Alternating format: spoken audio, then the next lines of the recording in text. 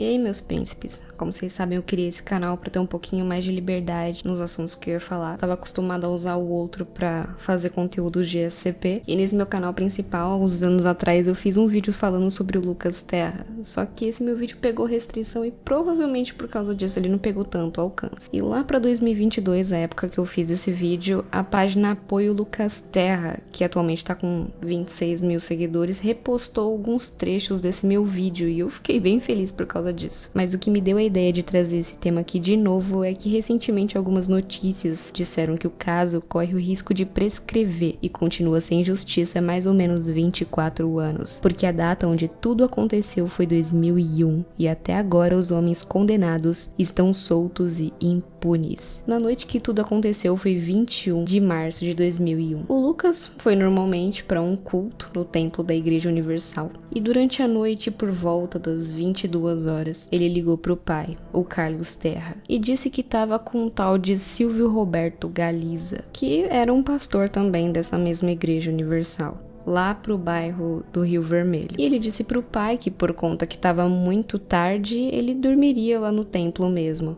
Mas depois disso, ele nunca mais voltou para casa. Isso aconteceu no dia 21 e no dia 23, depois de 2 dias incessantes de busca, o Lucas finalmente foi encontrado. Mas infelizmente ele estava dentro de um caixote de madeira, já sem vida. Ele foi encontrado num terreno baldio na Avenida Vasco da Gama. E além dele estar dentro de um caixote, o corpo dele foi consumido pelas chamas. O caso foi investigado pela Polícia Civil e constataram que aconteceu uma maldade muito grande antes dele morrer.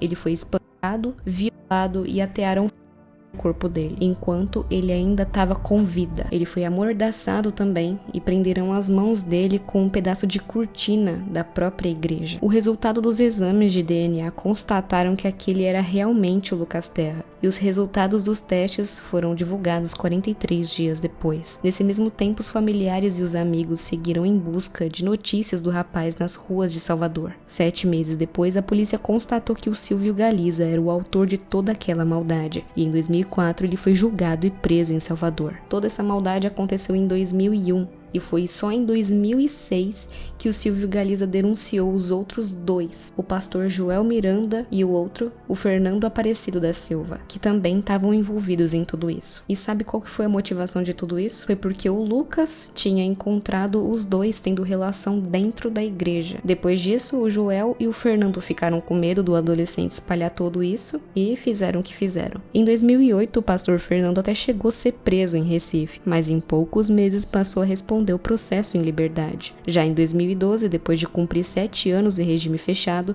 o Silvio Galiza ganhou liberdade condicional. E quando acharam que não dava para piorar, em 2013, a família e o público recebeu a notícia que o Joel e o Fernando tinham sido inocentados pela justiça. Obviamente, a família recorreu dessa decisão em 2015. E em setembro desse mesmo ano, o tribunal decidiu por unanimidade que eles iriam a júri popular. Mas infelizmente, em 2019, o pai do Lucas Terra, o Carlos Terra, faleceu depois de ter uma parada em decorrência de uma cirrose hepática. O pai do Lucas foi com certeza um símbolo de luta pela condenação dos acusados e chegou a acampar na frente do fórum em Salvador para cobrar que agilizassem o caso, que está sem um desfecho há 2 décadas. E eu acabei pulando algumas datas nessa linha do tempo, mas basicamente até agora nada aconteceu com eles. E eu queria dar uma atenção maior para esse caso, porque a justiça concedeu um habeas corpus e alteraram o relator da justiça no caso do Lucas, o que pode atrasar e complicar muito mais do que antes. Já tá sendo difícil pra caramba mandar eles pra cadeia, mas caso isso acontecesse, sabe qual seria a pena deles? Míseros 18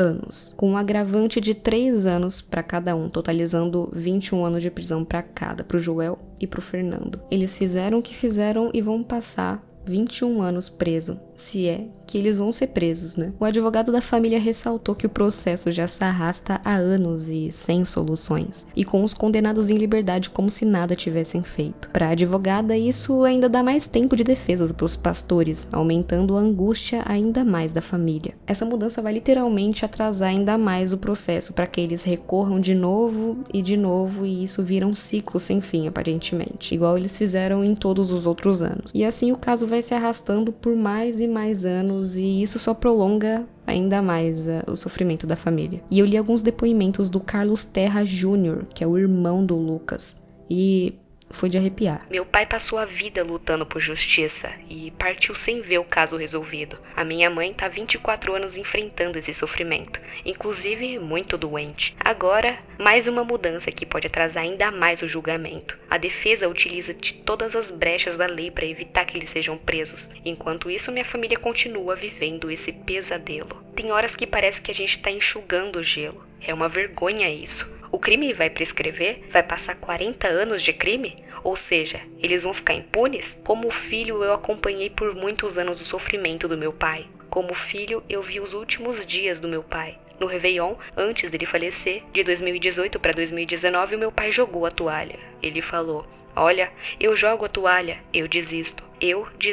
Eu não consigo mais, eu não tenho mais forças." E ele morreu. Não completou mais ou menos 2 meses e ele morreu depois de ter falado essa frase. Minha mãe, essa semana, estava dizendo: eu desisto, eu não tenho mais força. Daí eu tento dizer: não, calma, eu vou ficar firme, eu vou tomar conta, a gente vai ver o que a gente vai fazer, tá bom? Só que daí é uma coisa que vai matando a gente aos poucos, entendeu? Eu tô até me emocionando aqui de imaginar o que pode acontecer com a minha mãe. Ela tava bem, ela tava muito bem. E agora isso foi um abalo emocional muito pesado, um terror psicológico, um mal psicológico que o Estado tá causando a ela. O Estado brasileiro tá causando isso a ela, a justiça brasileira tá causando, assim como causou com meu pai. Esse filme eu já vi e tá se repetindo. E em nota, a Igreja Universal disse que eles têm plena convicção da inocência do Joel e do Fernando, reforçando que quem conhece as diretrizes da igreja sabe do processo que eles têm que passar até serem pastores, que eles exigem um comportamento irretocável para que possam exercer a atividade missionária, como um verdadeiro exemplo de conduta para a comunidade onde eles atuam. Afastamos assim qualquer um que tenha um comportamento contraditório à fé cristã e o que é exigido de bispos e pastores.